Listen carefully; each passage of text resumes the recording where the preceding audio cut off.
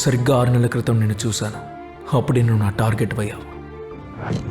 పూర్ణితో చివరిగా చూసింది నిన్నే.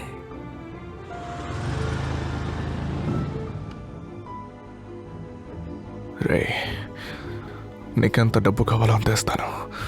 ఆ వీడియో డెలీట్ చేసి నన్ను వదిలేరా. నాకు డబ్బు ఒకటే సరిపోదురా. అబ్బా, పూర్ణి కావాలరా. తన వల్ల నా 10 ఏళ్ల జీవితం నాశనమైంది. తను ఎక్కడుంటుందో నీకు తెలుసా? తెలుసు.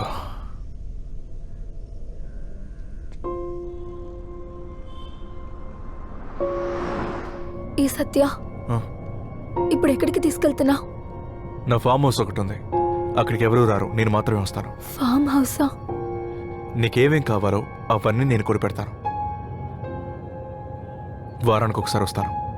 నువ్వు అక్కడ సేఫ్గా పీస్ఫుల్గా ఉండొచ్చు, ఓకేనా? పీస్ఫుల్ గానా? ఆయన చనిపోయారు. పోలీసులు నన్ను వెతుక్కుంటూ రారా? లేదు లేదు, అదంతా ఏ సందేహం రాదు. ఆయన ఎప్పుడూ అనుమానిస్తూ ఉంటారు నేను టార్చర్ చేశాడు అని మాత్రమే కదా రాశాం.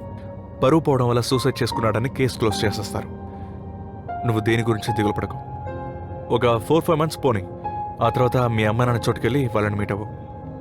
ఏదైనా అడిగితే మనసు బాగాలేదు, నార్త్ ఇండియా వెళ్ళానని చెప్పుకుందాం, ఓకేనా? ఇదంతా వర్కౌట్ అవుతుందా? ఏవైనా సరే నేను నీతో ఉంటాను, నన్ను నమ్ము. ఏ సమస్య వచ్చినా నేను చూసుకుంటాను. సరే.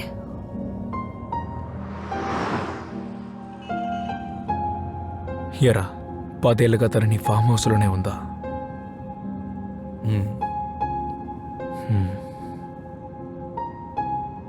తను మాత్రమే అనుకున్నాను, కానీ కొడక నువ్వు కూడా నా జీవితాన్ని నాశనం చేశావు. జైలు చూసావా?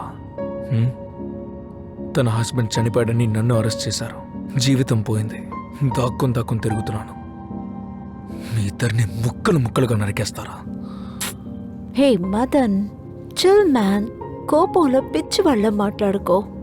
వీడు బంగారు గుడ్లు పెట్టే బాతు. టక్కుమని కోసేయకూడదు. లైఫ్ లాంగ్ మనతో ఉంచుకుందాం. సత్య baby, you're definitely not my one night stand. We are full life. Hurting, huh? Oh, sorry.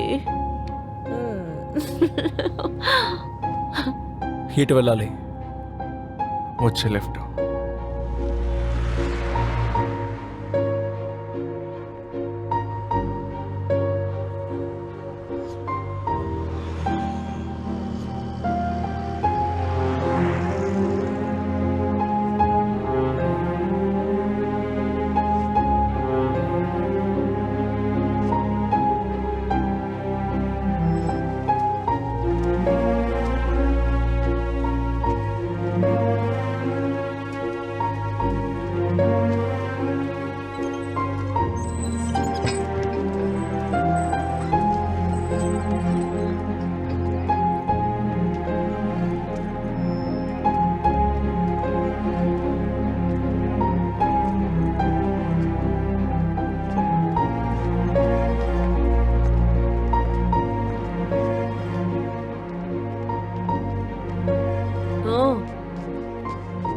Purni, Purni,